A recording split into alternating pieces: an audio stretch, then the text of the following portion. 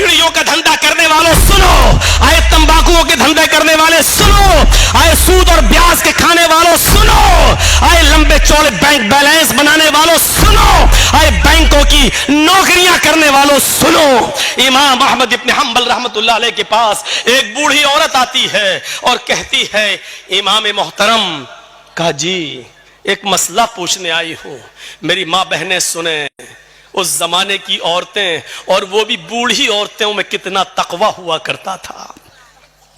कहा इमाम साहब मैं चरखा चलाती हूं, चरखा तो जानते हैं ना, मैं चरखा चलाती हूं, दूसरे लोग अपना सूत दे जाते हैं धागा, मैं उसको बना के फिराती हूं और उनसे मजदूरी लेती हूं, कभी दिन में और कभी ओवर टाइम करती हूं तो रात में भी चलाती हूं। मैं चिराग जलाकर मैं चरखा चलाती हूं, जब मेरे पास तेल होता है तो मैं चिराग अपना जलाती हूं और सूत फिराती हूं। इमाम साहब उसकी मजदूरी में लेती हूं। कहा इसमें बुराई क्या है? कहा मैं ये नहीं पूछने आई हूं कि बुराई क्या है, मैं ये पूछने आई हूं कि कभी कभी मेरे पास चिराग जलाने के लिए तेल नहीं होता है, मैं सोने के लिए बिस्तर पर जाना चाहती हूं, लेकिन देखती हूं कि पड़ोसी के घर में चिराग जल रहा है और उसके घर के चिराग की रोशनी मेरे आंगन में आ रही है, और उस पड़ोसी के घर से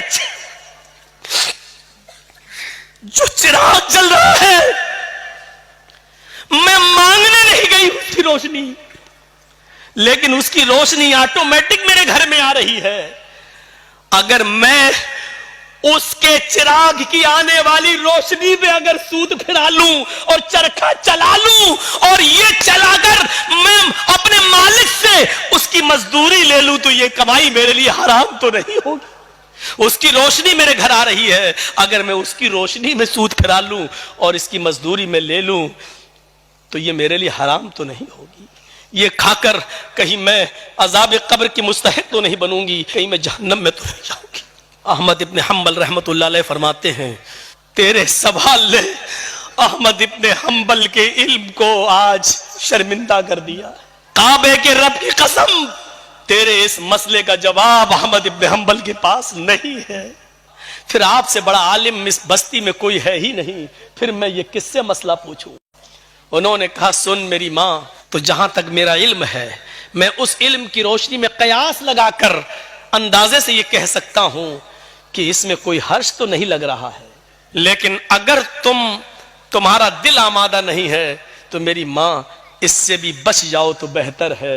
जब वो औरत वहां से जाने लगी बुढ़िया, तो इमाम अहमद इब्न हंबल ने लोगों से पता लगवाया कि ये किसकी बेटी है, इसके बाप का क्या नाम था। बताया होगा किसी ने कुछ जो मेरे जहन में नहीं रहा। अहमद इब्न हंबल फरमाते हैं कि आज के जमाने में ऐसी बूढ़ी औरतें मौजूद हैं, जरूर इसका बाप कोई आलिम कुरान होगा, आलिम हदीस होगा, क्योंकि ऐसी तरबियत अपनी औलाद के अंदर कोई बड़ा आलिम ही पैदा कर सकता है।